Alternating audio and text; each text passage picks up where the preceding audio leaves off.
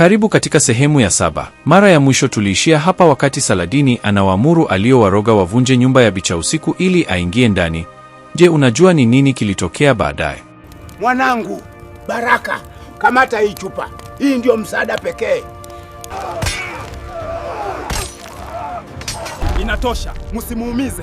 Mimi ndio niliyemleta na ndio nitakayemuondoa hapa. Sasa kabla sijaanza sehemu ya 7, hebu kwanza like, alafu ni follow au subscribe. Kisha niandikie kwenye komenti kuwa unaangalia simulizi hii, ukiwa wapi na ni yapi maoni yako. Okay, tuanze. Mawe yaliponda madirisha. Mashoka yalipasua milango ya mbao. Umati wa watu wa Magomeni, macho yao yakiwa yamepumbazwa na sauti ya Saladini, walikuwa kama mchwa wenye njaa. Ndani ya nyumba, Bicha usiku alikuwa amepiga magoti akitetemeka, huku mzee Kombo akishikilia mkuki wake kwa mkono mmoja na kumpa Baraka kitu kwa mkono mwingine. Ilikuwa ni chupa ndogo ya glasi iliyojaa mchanga mweupe wa pwani ya sauti. Mwanangu, Baraka, kamata hii chupa. Hii ndio msaada pekee. Mwanangu, mzee Kombo alisema kwa sauti ya haraka. Wimbo wake unawatawala watu, lakini hauwezi kutawaa ukweli. Ukimwagia mchanga huu mwilini mwake wakati anaimba, utamfanya aonyeshe sura yake halisi mbele ya kila mtu. Ukweli utavunja uchawi wake. Lakini mzee, wakiona sura yake, watamua. Baraka alilia. Ni yeye au ni jiji zima, Baraka? Chagua. Mzee Kombo alifoka wakati mlango mkuu ulipovunjika vipande vipande. Saladini aliingia ndani akiwa ametulia kama malkia, akifuatiwa na vijana wawili wenye mapanga. Wimbo wake ulikuwa umepungua sauti, ukawa kama mnongono wa kishirikina uliolaza akili za kila aliyekuwepo. Alimtazama mzee Kombo kwa dharau, kisha akamgeukia Baraka kwa macho yaliyojaa mapenzi ya uongo. Baraka, Saladini alinong'ona, wazee hawa walitaka kututenganisha. Walitaka waamini mimi ni mnyama. Njoo kwangu, mume wangu. Tuangamize na turudi baharini kuwa wafalme. Baraka alitembea kuelekea kwake, mikono ikitetemeka. Saladini alicheka kimoyomoyo, akiamini ameshinda.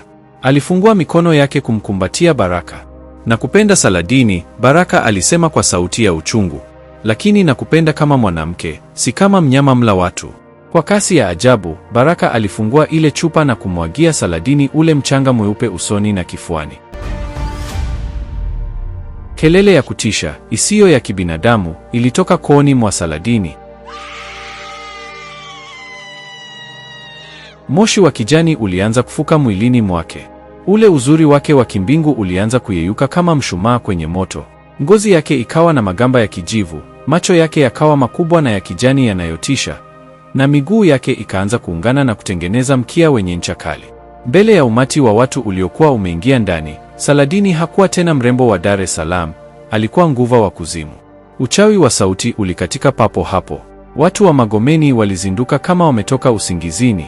Walipoona kiumbe kilicho mbele yao, hofu iligeuka kuwa hasira. Jini! Weni jini! Walipiga kelele. Watu walimvamia Saladini kwa mapanga na marungu. Saladini alipiga kelele ya kukata tamaa, akijitahidi kurudi nyuma, lakini mwili wake ulikuwa dhaifu, nchi kavu bila uchawi wake. Damu ya kijani ilianza kutiririka. Acheni! Inatosha, msimuumize. Mimi ndio niliyemleta na ndio nitakayemuondoa hapa.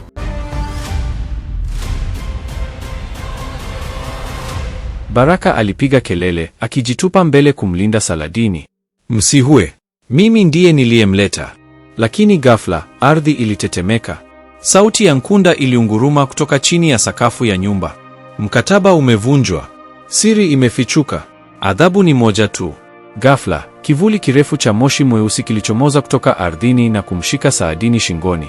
Ilikuwa ni Nkunda mwenyewe, akija kuchukua nafsi aliyopewa. Lakini kivuli hicho hakikumchukua Saladini peke yake, kiliufunika na mwili wa Baraka pia. Hapana, mwache kijana. Mzee Kombo alirusha mkuki wake, lakini mkuki ulipita katikati ya moshi kama unachoma hewa. Saladini, akiona kifo chake na cha Baraka kimefika, alimwangalia Baraka kwa mara ya mwisho. Safari hii hakuwa na wimbo wala uchawi. Machozi ya kweli, ya maji ya chumvi, yalimtoka. Baraka, samahani, alihasira. Nilikupongeza nanga yangu, kumbe nilikuwa na kuzamisha. Katika dakika ya mwisho, Saladini alitumia nguvu zake zote zilizobaki. Badala ya kupambana na Nkunda, aliubeba mwili wa Baraka na kumvuta mbali na ule moshi mweusi, akimtikisa kwa nguvu kuelekea kwa mzee Kombo. chukua nafsi yangu, lakini muache binadamu huyu. Saadini alipiga kelele kwa Nkunda. Nkunda alicheka kwa kishindo.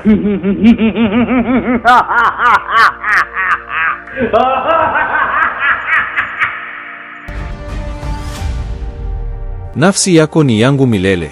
Moshi ulimeza Saladini kikamilifu.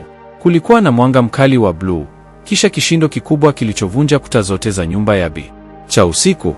Watu wote walirushwa nje. Moshi ulipotulia, Saladini hakuwepo. Nkunda hakuwepo. Baraka alikuwa amelala kwenye mchanga, akiwa hai lakini amepoteza fahamu. Miezi mitatu baadaye, kijiji cha Mji Mwema kilikuwa kimetulia. Baraka alikuwa amerejea nyumbani, akiishi kwenye kibanda kidogo alichojenga upya mbali na ufukwe. Hakuwahi kuongea tena tangu siku ile ya Magomeni. Alikuwa akikaa ufukweni kila jioni, akiangalia mawimbi ya bahari kwa masaa mengi. Mzee Kombo alimkaribia siku moja jioni. Baraka, unapaswa kusahau. Ameshachukuliwa na bahari. Baraka hakugeuka. Alinyoosha mkono wake na kuonyesha kitu kilichokuwa kimeletwa na mawimbi miguuni mwake. Ilikuwa ni ganda la konokono kubwa, lenye rangi nzuri ya dhahabu na kijani, rangi ya macho ya Saladini. Alipoliweka lile ganda sikioni, hakusikia sauti ya upepo. Alisikia sauti ya mwanamke akicheka kwa mbali, na wimbo mororo uliosema, nisubiri hadi maji yatakapokutana na anga. Baraka alitabasamu kwa mara ya kwanza. Alijua Saladini hajafa kabisa. Alikuwa amerejea kuwa sehemu ya bahari, akilipa deni la Nkunda kwa mateso ya milele, lakini bado akimlinda yule aliyemfundisha nini maana ya kupenda. Mzee Kombo aliguna na kuondoka.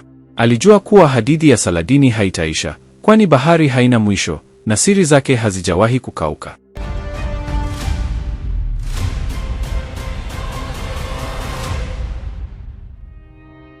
Okay, mpaka kufikia hapa ndio mwisho wa simulizi yetu. Nadhani utakuwa umejifunza kitu kwenye hadithi hii ya Saladini, nguva aliyetamani kuwa binadamu. Weka maoni yako kwenye comment hapo chini, uniambie kuwa umeionaje story na umejifunza nini. Mtayarishaji wa simulizi hii ni King Rhino MC Seba. Kwa matangazo ya biashara unaweza kutupigia au kutucheki WhatsApp kupitia namba 0683 637 109. Tukutane tena katika wakati mwingine, na asante kwa kuangalia.